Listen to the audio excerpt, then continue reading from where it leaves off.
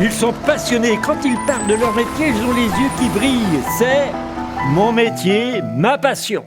Bonjour, c'est Xavier pour Mon métier, ma passion. Et aujourd'hui, je reçois Thomas. Alors, il a fait 2-3 métiers un peu différents, mais un peu identiques. Il va essayer de nous raconter un petit peu son parcours de professionnel. Et puis, ça commence, je sais pas, je dis ça comme ça, peut-être par les jeux vidéo, Thomas. Alors, je te laisse te présenter et puis tu nous expliques un peu ce que tu as fait au début de ta carrière. Avec plaisir. Bonjour Xavier, bonjour à tous. Effectivement, ça commence avec les jeux vidéo. En fait, moi, quand j'étais enfant, je voulais devenir développeur de jeux vidéo. Et puis à l'école, on m'a dit que c'était pas possible parce que j'étais nul en maths. Alors, il se trouve que c'est pas tout à fait vrai et que ça ne marche pas tout à fait comme ça, le développement de jeux vidéo. Mais à l'époque, j'ai écouté mon conseiller d'orientation et je me suis dirigé vers autre chose. J'ai d'abord fait des études de commerce et ça m'intéressait pas énormément. Et en fait, dans ce cadre-là, j'ai découvert la communication, où l'idée c'est de faire parler d'une entreprise, d'une marque, d'une association, des activités du numérique, etc., de faire parler d'eux. Ouais, c'est un peu de la publicité. C'est pas de la publicité parce que tu ne payes pas, par exemple, ton affiche dans la rue ou un média pour passer à la télé ou je sais quoi. L'idée, c'est plutôt de discuter avec des journalistes ou avec des gens qui créent du contenu ou de poster sur des réseaux, mais plutôt ce qu'on appelle dans le métier de manière organique, c'est-à-dire sans payer. D'accord. Voilà. C'est un peu l'approche différente par rapport à l'approche publicitaire qui est payante. Et donc, dans ce cadre-là, si j'ai bien compris, au début, tu essayais de vendre des jeux vidéo, quoi. Exactement, ouais. En fait, le truc, c'est que j'étais toujours passionné de jeux vidéo, moi, donc je me suis dit, est-ce que la communication, on peut en faire dans tous les domaines? Autant essayer d'y aller dans ce domaine-là. Et donc, j'ai bossé dans une entreprise, j'ai fait mon stage de fin d'études dans une entreprise qui s'appelle Ubisoft, que les gens qui connaissent le jeu vidéo connaissent assez bien, qui est une entreprise bretonne d'origine, d'ailleurs, qui vient du Morbihan. Bon, aujourd'hui, il y a plus grand monde dans le Morbihan, mais la plupart des gens sont à Paris. Ils ont pas mal de villes en France, c'est plus trop en Bretagne.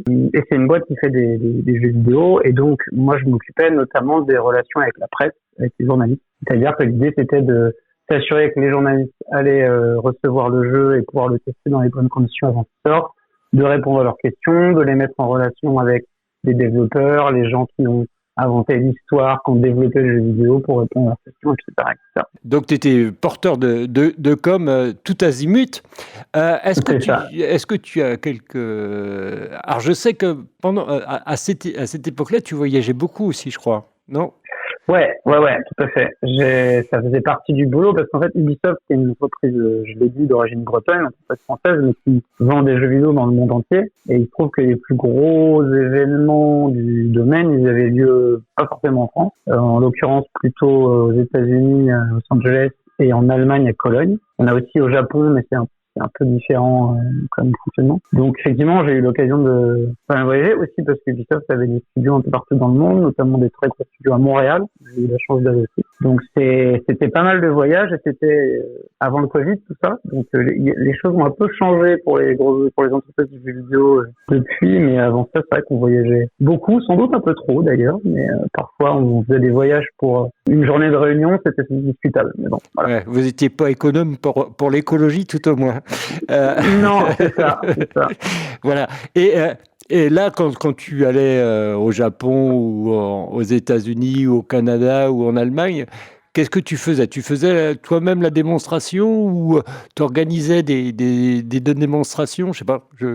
Alors, t'avais un peu deux cas de figure. T'avais soit tu allais pour que les équipes qui développent le jeu te présentent le jeu pour que toi tu puisses bien en parler après, en gros. Et après, souvent, et le plus souvent, on y allait avec des journalistes qui, eux, allaient tester le jeu quelques semaines ou mois avant la sortie pour pouvoir un peu donner leur avis sur le jeu parce que c'est des projets confidentiels, tenus secrets, qui ne sortent que, voilà, il y a une date définie au moment où le jeu sort un peu comme un film sort en fait au cinéma. Avant ça, à part des journalistes et quelques gens triés sur le volet, personne n'y a accès. Là, c'est la même chose. Et donc, on donne accès au jeu à des journalistes un peu avant parce que souvent, un jeu vidéo, c'est pas comme un film, ça dure pas 2 heures. Ça peut durer plusieurs 20, heures. 30, 45, 50 heures de jeu, donc il faut un peu de temps pour le tester. Tout à fait. Voilà. Donc, ces journalistes-là, c'était vos testeurs finalement, ou vous aviez un autre panel de testeurs, de joueurs professionnels ou de choses comme ça? Non, je sais pas. Je pose des questions. C'est un bon point. Non, mais c'est un très bon point. En fait, il y a ce qu'on appelle des playtesters en anglais. C'est des gens qui testent vraiment les jeux vidéo et c'est leur métier. Mais là, les journalistes, c'est différent parce que eux, évidemment, veulent sur le jeu après. Donc l'avis des journalistes est évidemment hyper important pour forger une opinion pour tout le monde sur un jeu. Donc nous, l'idée, c'était de les mettre dans les bonnes conditions pour jouer. Mais après, s'ils aiment pas le jeu, voilà, ils aiment pas.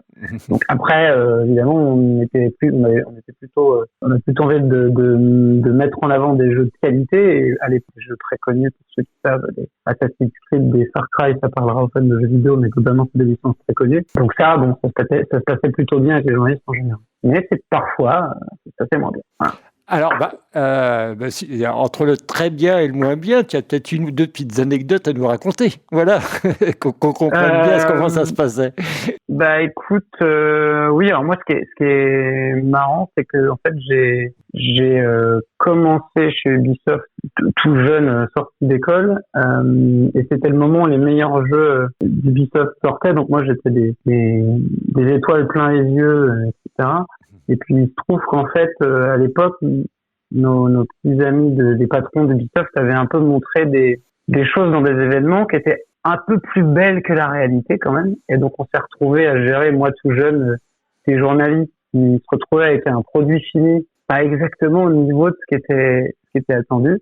Et donc tu te retrouves à devoir gérer des situations un petit peu scabreuse. Ouais, un peu compliqué. Donc ça m'a beaucoup appris sur le métier. C'est ce qui m'a aussi un peu, j'irais pas jusqu'à dire que ça m'a, disons que je continue à suivre le jeu vidéo de très près. C'est un domaine qui m'intéresse beaucoup, mais j'ai un regard beaucoup plus critique sans doute aujourd'hui qu'à l'époque où j'avais juste des étoiles dans les yeux. Normal, hein, j'avais 22 ans.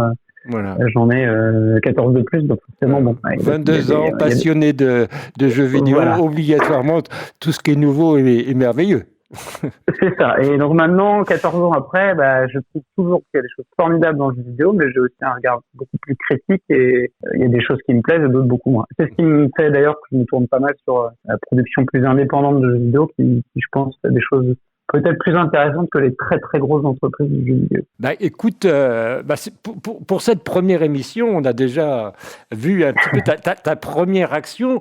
On va passer sur la deuxième émission la semaine prochaine et on va parler de haute technologie et de low tech. Alors, tu vas nous expliquer ces mots-là parce que moi, j'y connais rien du tout. Donc, il va falloir que tu essayes de comprendre comme un enfant de 12 ans, plus exactement.